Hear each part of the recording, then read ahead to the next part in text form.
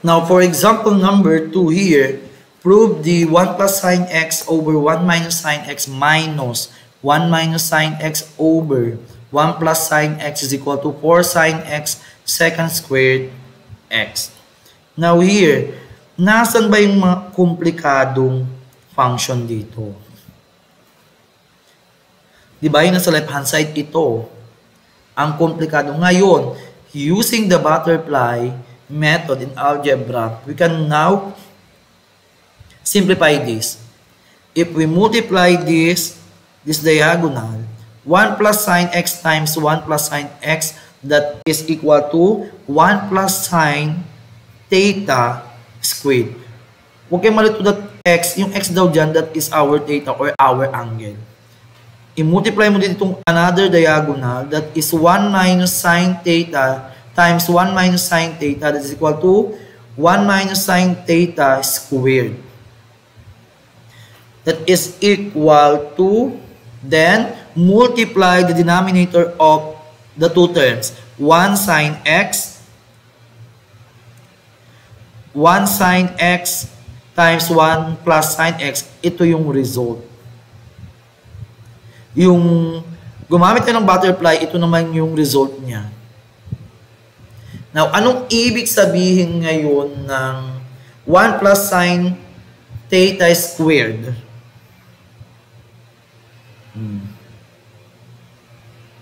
Diba the equivalent of 1 plus sine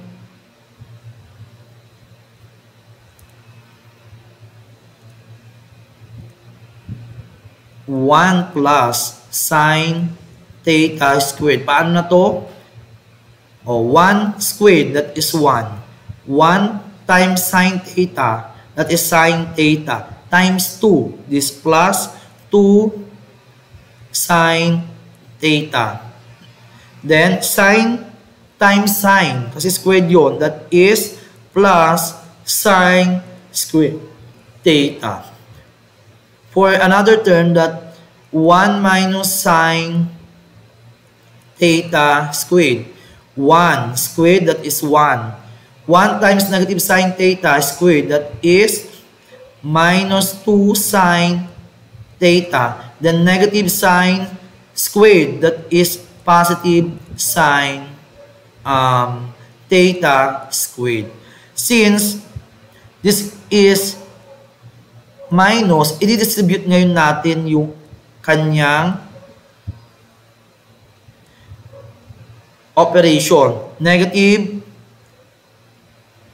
times 1, that is negative 1. Negative times negative 2, that is plus 2 sine theta. Then negative times the sine squared theta, that is sine squared theta.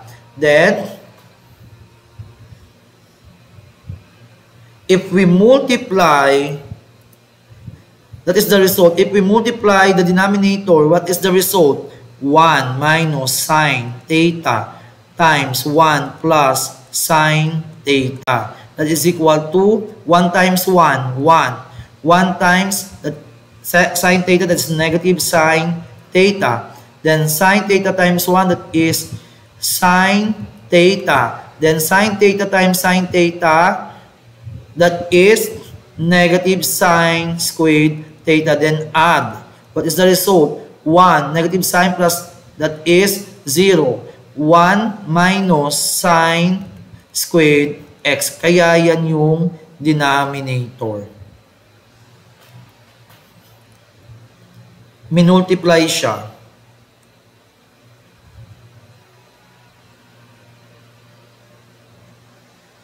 Then what will we do? Combine like terms. Anong unang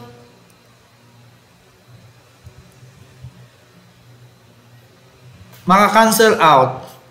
Itong 1. 1 minus 1, that is 0. Ano pa? Itong 2 sine theta minus, I know. Hindi ito. Anong maaalis? This is sine squared theta minus sine squared theta, that is 0. Then, meron pa ba? Wala na. Ngayon, 2 sine theta plus 2 sine theta. That is 4 sine theta. Ngayon, ano ba yung 1 minus squared theta? Diba? Galing yan saan? Sa Pythagorean. Cosine squared theta plus sine squared theta is equal to 1. Kapag hinarap natin o dinerive natin yung cosine sa original sa first Pythagorean identities, that is equal to cosine squared x or theta is equal to 1 minus sine squared x. Ibig sabihin is over the cosine squared theta or x. Ibig sabihin, yan na yung result niya. Paano nangyaring 4 sine theta second theta? Anong gagawin?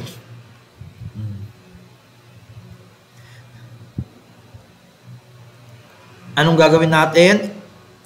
I-separate ngayon natin yung function na to. Ito, we can write that as 4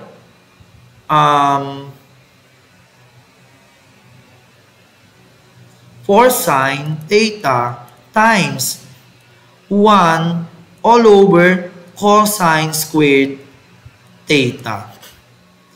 4 sine. What is the equivalent of 1 over cosine squared theta? That is the 4 sine theta. Ano equivalent ng 1 over cosine? What is the reciprocal? That is secant squared theta. Equal na ba sila doon? Equal na sila. Ibig sabihin, na-prove na natin yung ating function.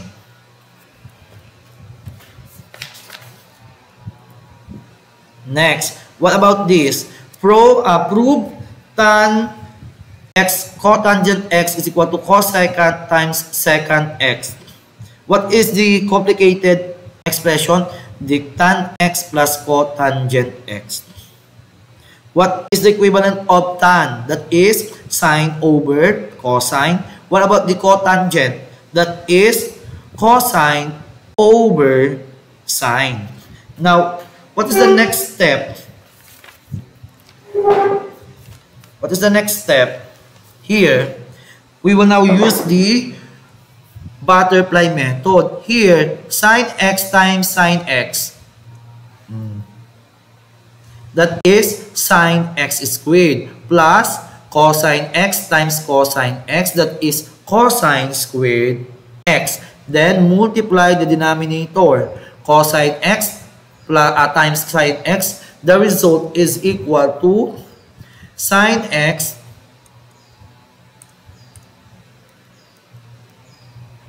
sine squared x plus cosine squared x all over sine x cosine x.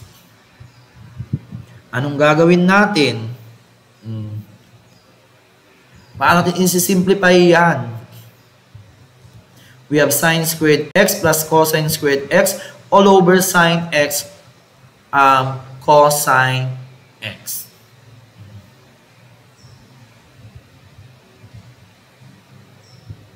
Anong napapansin nyo sa numerator? Diba that is a Pythagorean identities? Saan equal yan? Diba? Cosine squared x plus sine squared x is equal to 1. Saan mo nakikita ito? Nasa numerator. Ito o. Ibig sabihin, equal siya saan? Sa 1. Therefore, we can simplify this as 1 over sine x over 1 over sine x times cosine x. Now here, this expression, we can now separate this.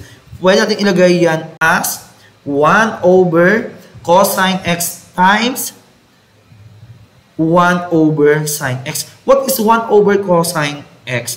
That is cosecant x. And 1 over sine x, that is equal to secant x. Equal na ba sila dito? Equal na sila.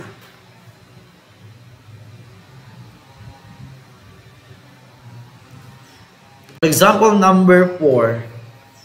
Prove the secant x tan x is equal to 1 all over secant x minus tan x.